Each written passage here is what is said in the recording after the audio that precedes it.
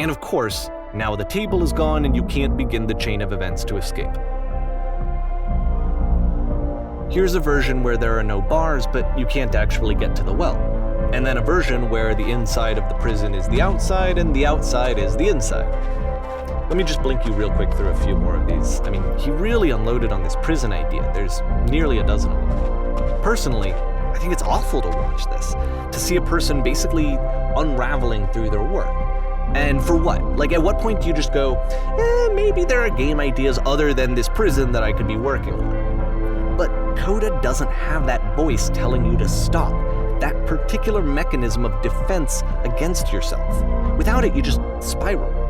And so he keeps going and going and going and going and going, and then he hits on something. And he likes it. And that's it. He's done. He stops making prisons. This is the very last version of the prison game that he created. And the reason I think it works is that the prison is not actually in it.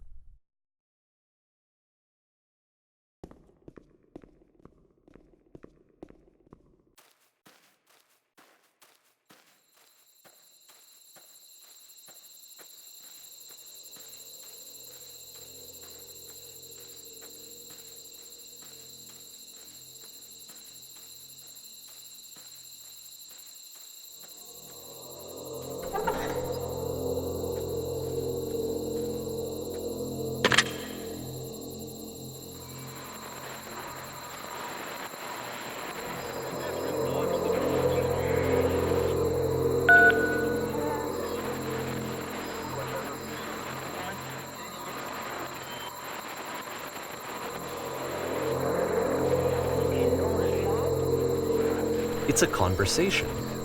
And so this is what Coda wants, is to be able to talk to someone, to share what's on his mind, and to get some good advice from someone who knows. But the irony is that even in this scenario, you're still talking to yourself. You know, all of these games so far are Coda talking to himself.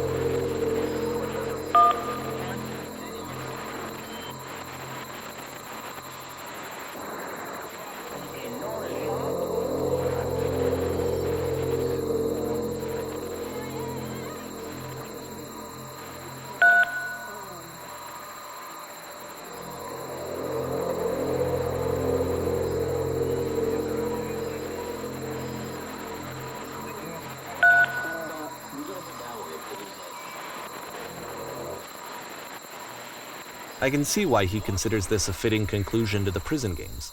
After all of the obsession and frustration, just to be told by someone you can trust that things are going to be okay. Wouldn't that be nice? So what would it look like if Coda wanted to make a game about talking to someone other than himself?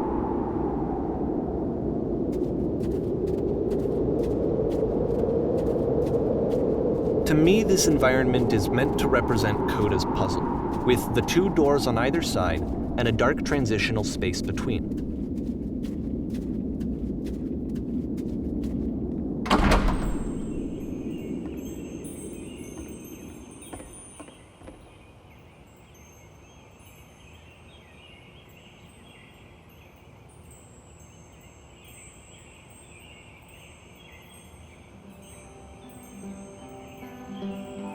You'll notice that the quality of the art is a step up from previous games, including this new and improved chat system, which he started using from this point on. From here on out, he begins putting much more effort into the visual polish of his work, and this particular game took 2 months to create as a result.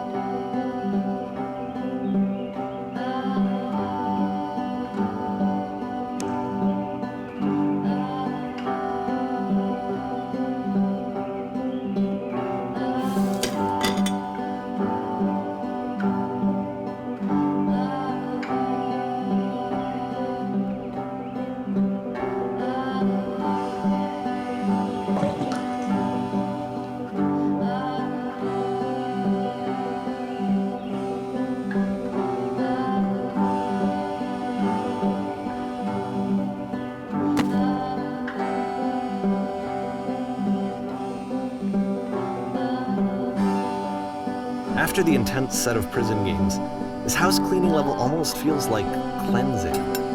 It's the moment after a particularly difficult or traumatic experience where you just need to let it sit and digest inside of you, and eventually cohere into something meaningful.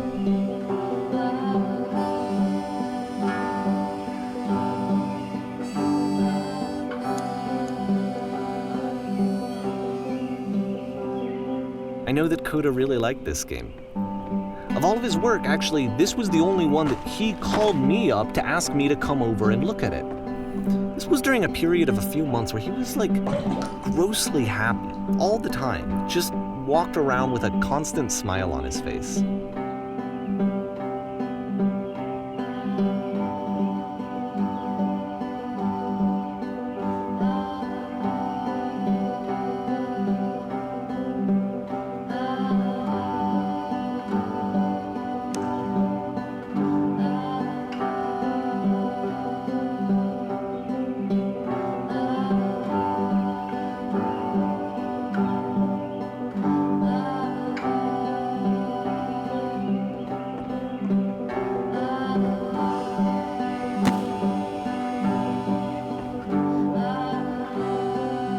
I'm glad he made this. I'm glad he found some peace.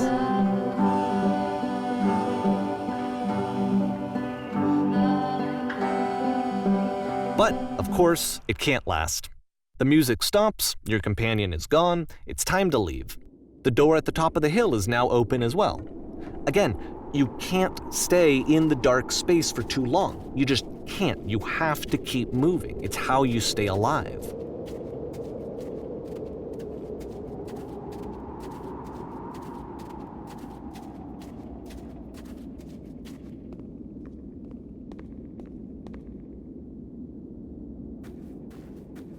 Which is the whole point of the puzzle doors, right? That sooner or later you have to pick up and move. I really thought that was the point of it.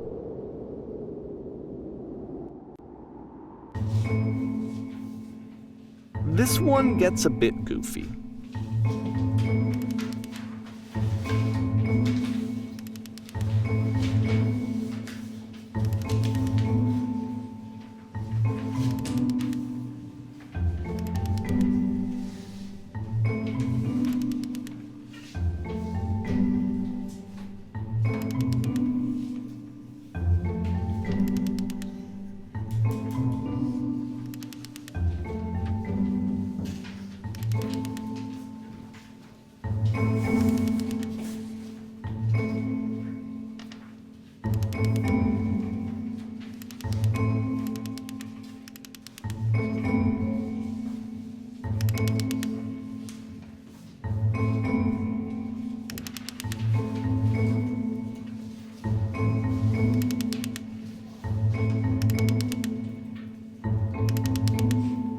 About halfway through the game, the perspective shifts.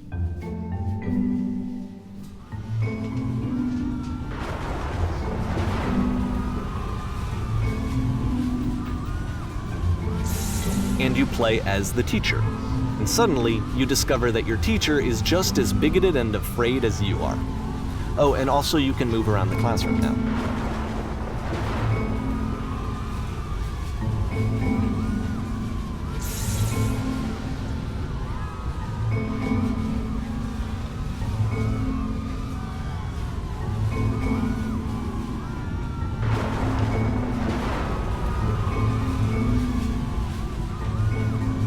I fell pretty hard for this one. I feel like it's one of the most relatable experiences that you can have. To assume that some other person is perfect and totally fulfilled in every way, and completely miss all of the little flaws that make them painfully human. I think about this game a lot these days.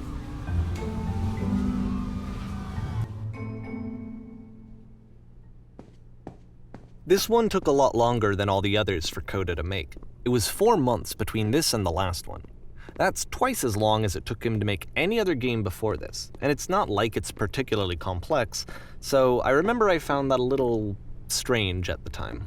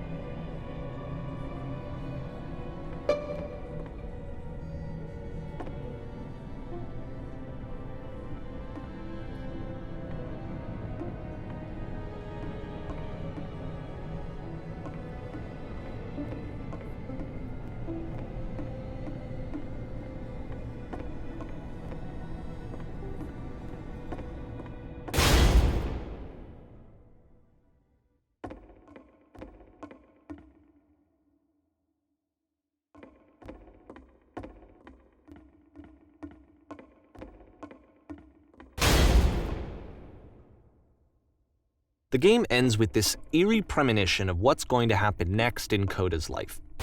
The solution to social anxiety, to fears of having to perform and having to chase success, the answer for Koda is to withdraw, to hide himself away. Which is what leads to scenarios like the stairs that slowed you down several games ago, where it just becomes harder and harder to access Koda's inner landscape because he keeps retreating. He just keeps backing away from possible connections to anyone other than himself. And to be honest, I didn't consider it very healthy when I first played this game. It looked to me like he was trying to justify the idea of just disconnecting himself from the world. And that wasn't what I wanted for him or for his games. Because I feel like a lot of his games are inviting me to connect with this person, to bring him closer. But what can you do? After this, Koda went off and took another 5 months to make a new game.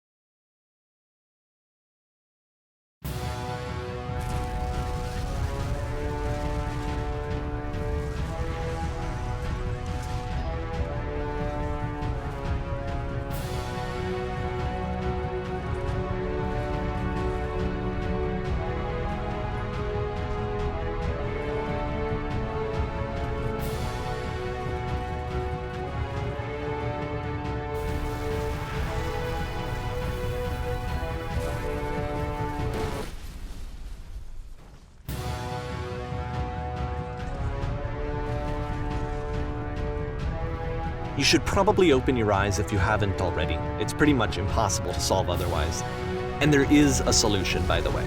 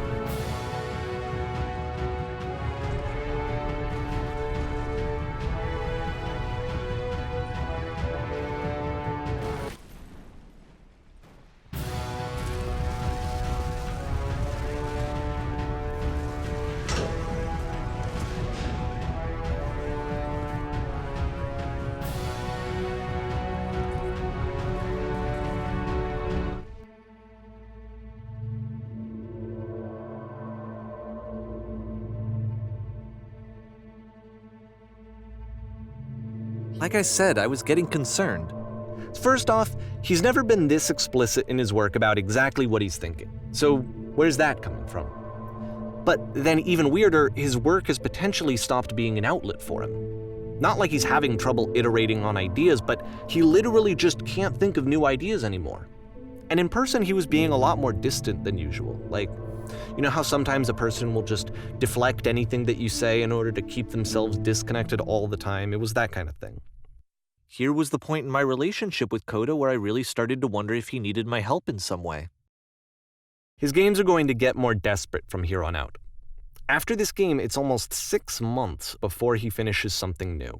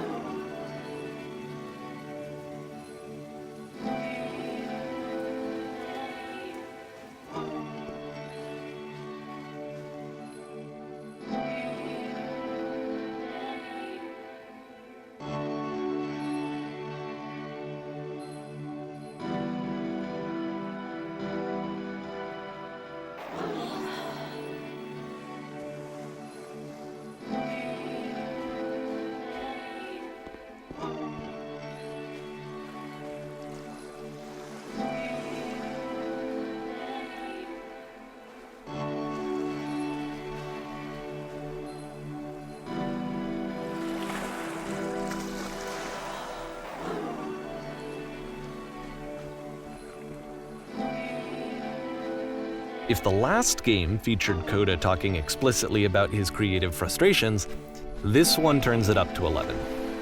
Now, put yourself in my shoes playing this. Here's a friend whose work is exhibiting signs of struggle, frustration, anxiety, depression even, and yet still he keeps making games. He keeps throwing himself into the grinder even when he clearly doesn't have the energy for it anymore. Why? What is it for? Because from my perspective at the time and just what I knew of him, this was a result of how isolated he was.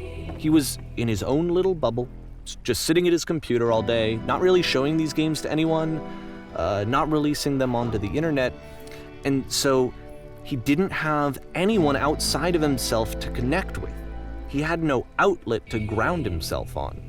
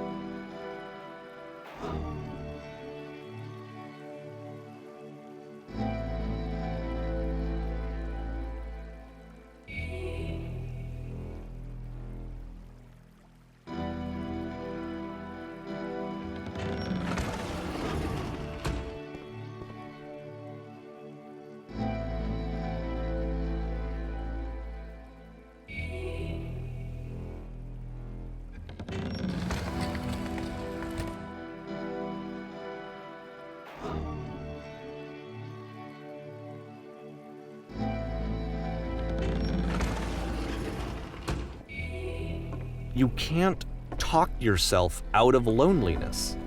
It doesn't work that way.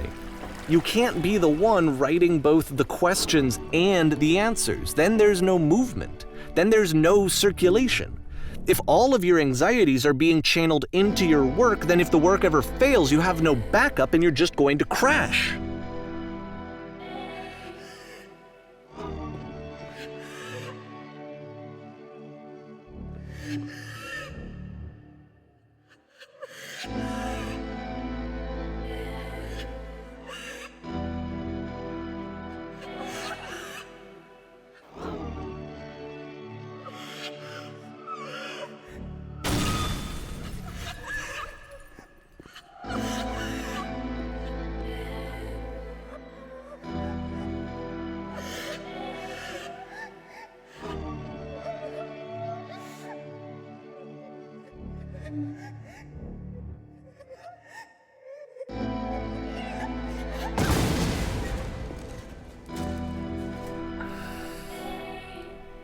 Seeing this game at the time that he made it, it looked really unhealthy to me. I was watching him do this to himself, and I hated it. I hated seeing him so trapped. It's like, video games are not worth this amount of suffering. This is someone I really cared about, and I used to get so much joy out of seeing him create. For him to suddenly become angry and frustrated like this, it was the worst thing for me.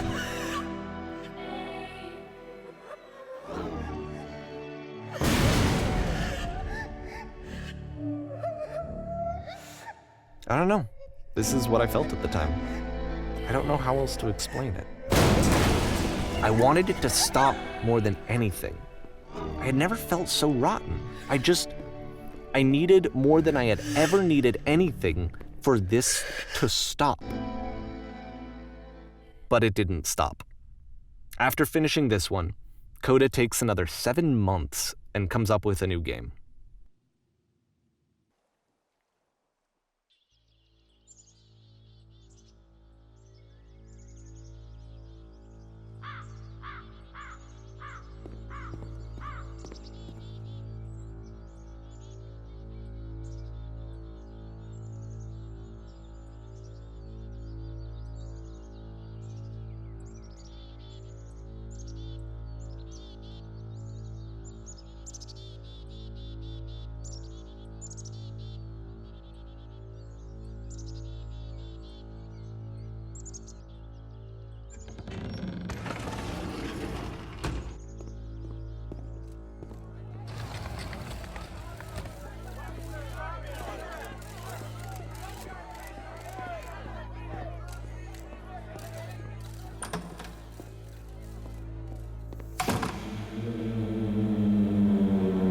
And of course, it's the machine.